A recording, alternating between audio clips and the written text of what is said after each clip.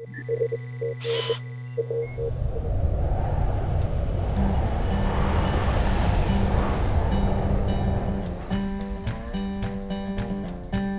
that we learned had nothing to do with what went on in the black community. Made it all black. None of the white stations would service put up fences like this to children growing up here had all that they needed to thrive. Community raised kids. Events and people and places in the rich history of Halls Hill.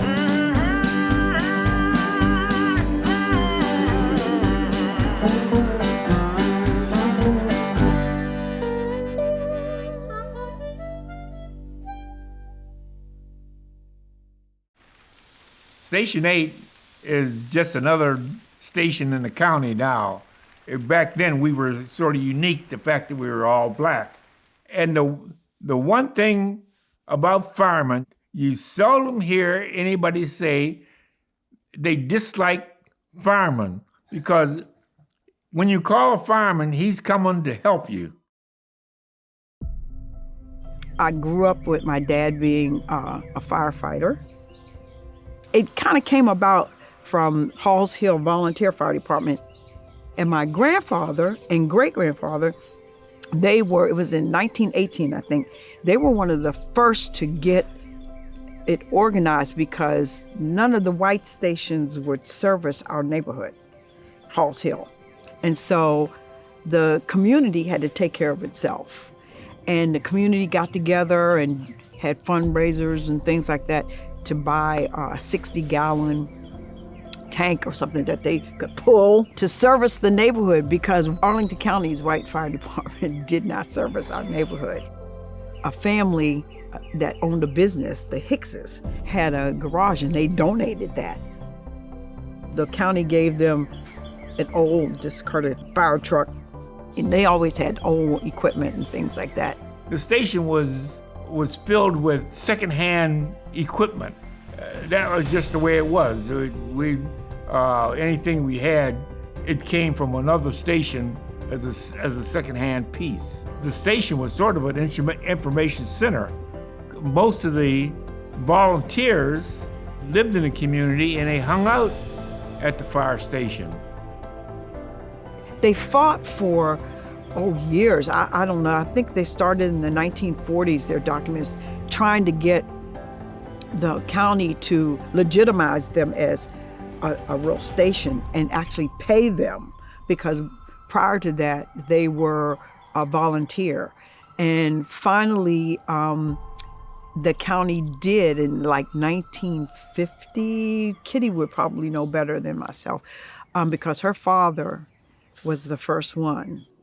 My father, Alfred Warren Clark, was the first captain in the Negro Fire Station, which is what Fire Station 8 was. They were not allowed to go to any of the other fire stations, and they were only allowed one captain. And any replacements, somebody would have to be off before they could hire another black firefighter. I was number 5 of an all-black crew. In Arlington County, back in the 50s, when I was growing up, we were reared under Jim Crow. And if you don't know about Jim Crow laws, Google it.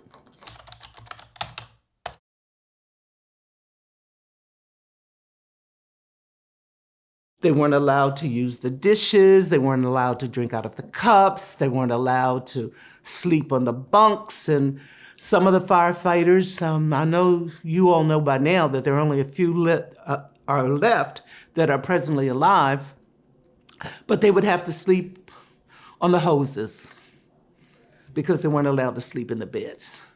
I remember there was one guy from out of one of the stations that came to our station on a night shift. And in those days, it was a law that the white and blacks couldn't sleep together in Virginia. And this guy, he was going to follow the rule. And that day, at night, he stayed in the office and slept in the chair while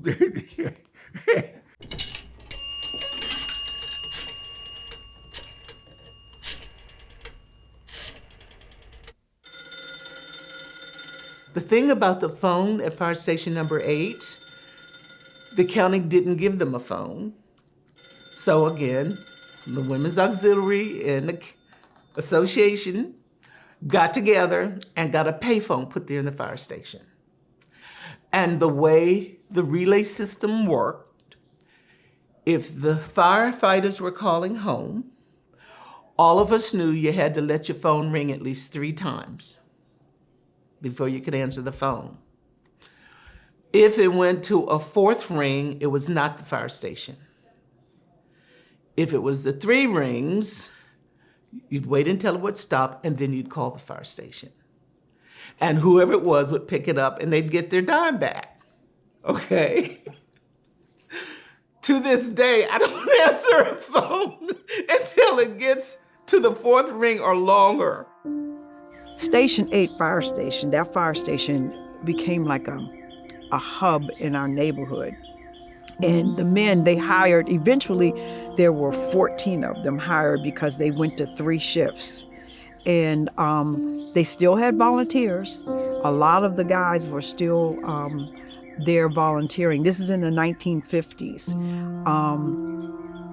But it was like family. Not all of the originals were from Halls Hill, a majority, but they represented all 3 of the black neighborhoods: Johnson Hill, Green Valley, Halls Hill. Station 8 firefighters, even if they didn't live in the neighborhood, they were so much a part of Arlington's black communities. We saw them everywhere in leadership positions. I found that being a fireman in Arlington at Station 8, the community was looked up to you. We were, I guess you could say, we were something. Again, fire station 8 was that safe place. So even if you got chased, you could always get to the fire station. There would always be somebody that would be able to take you in and protect you. Call your parents and let you know Kitty's safe. She's here at the fire station. What do you want me to do? You want us to bring her home? Oh, we'll come get her, thanks. Just need to know she's safe.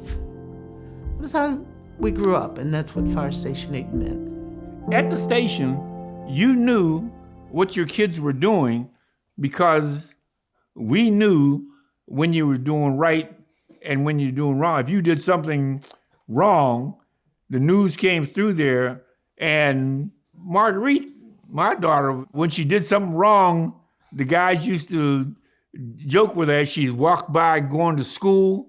They oof, oof, oof, you're in the doghouse, you know. But Margaret's in the doghouse because she did something wrong.